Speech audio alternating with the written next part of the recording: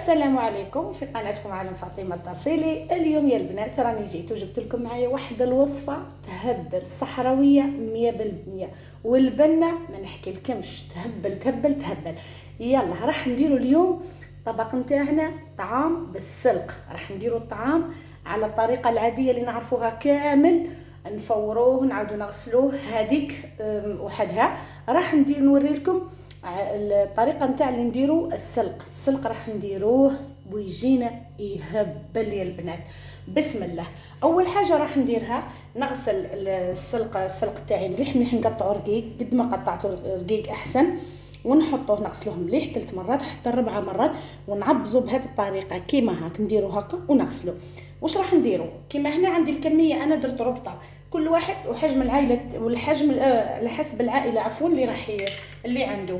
واش عندنا هنا؟ عندنا حبه تاع بطاطا على راس المغرف، طماطم مركز، واللي عندها طماطم تاع الحب دير طماطم تاع الحب. عندي كميه قليله تاع اللحم ونقدر نستغنى على اللحم. هنا واش راح نديرو؟ نخلو هاد المكونات كيما راها ونحطوهم فوق النار، لانه السلق راح يخرج الماء، فيه كميه كبيره من الماء. وتنبيه البنات، الملح ماذا بكم ما ديروا حاجه قليله نتاع الملح، لانه السلق في روحه راح مالح. راح نحطه فوق النار حتى يطيب مليح، ومن بعد نعاودوا نشوفوا الخطوه الثانيه. وهنا بعد ما طابلنا هذاك السلق تاعنا، شوفوا كيفاش تغير اللون تاعو ودبال. راح كيما قلت لكم في الاول ما نزيدوا له حتى قطره تاع ماء، نخلوه وحده. واش راح نديروا؟ راح نديروا له واحد الدرسه اللي هي متكونه من الشحمه غنمي وراس تاع بصل قطعته عادي تقطيع عادي، لانه من بعد هذا الشيء كامل ما كمش راح تشوفوه، راح يترحى. ونديروا 2 سنينات نتاع توم نقطعوهم حتى هما نديروا لهم غير هكا، لخاطر من بعد هاد السلق هذا قد ما راه يطيب وحنا نرحو فيه، قد ما يطيب وحنا شغل كيما نقولوا بالعاميه تاعنا نعصدوه. راح ندير شويه تاع لي زيبيس تاع فطوم، ديما تعرفوهم عندي لي زيبيس وحده معتمدتها. راح نديروا كميه نتاع زيت، ندير لاني درت الشحمه.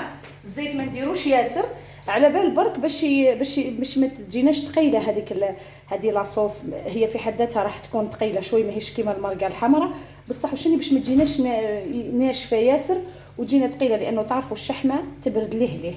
نديروهم وراح نديروا الطمريق نتاعنا. راح نديروا الماء، نحط كميه لبس بها نتاع الماء ونخليها فوق النار.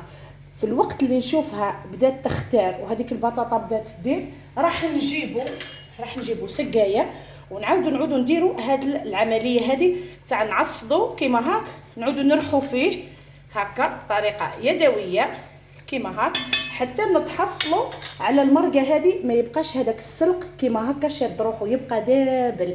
راح نحطها فوق النار طيب، ومن بعدين نشوفوها في طبق تحضير. عفوا راح نشوفوها في طبق التقديم، راني نسيت.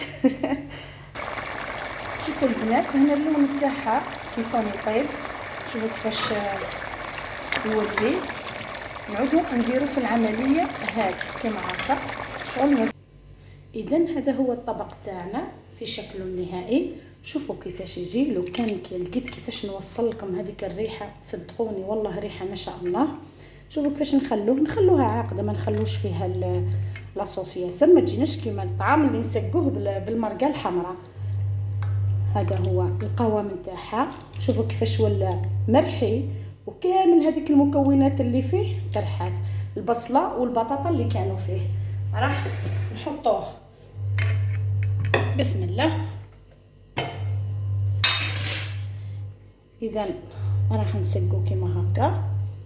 احنا من عاداتنا ان نديرو نلمو الطعام كامل كيما هكا، كاع نديرو له هكا ونعاودو نسقو غير من فوق.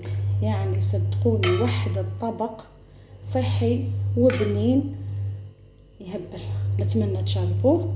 نحط هذوك اللحمات اللي درتهم يطيبوا معاه، وهذا هو طبق نتاعنا لنهار اليوم. ان شاء الله تجربوه ويعجبكم وترجعوا لي في التعليقات، والى الملتقى. سلام.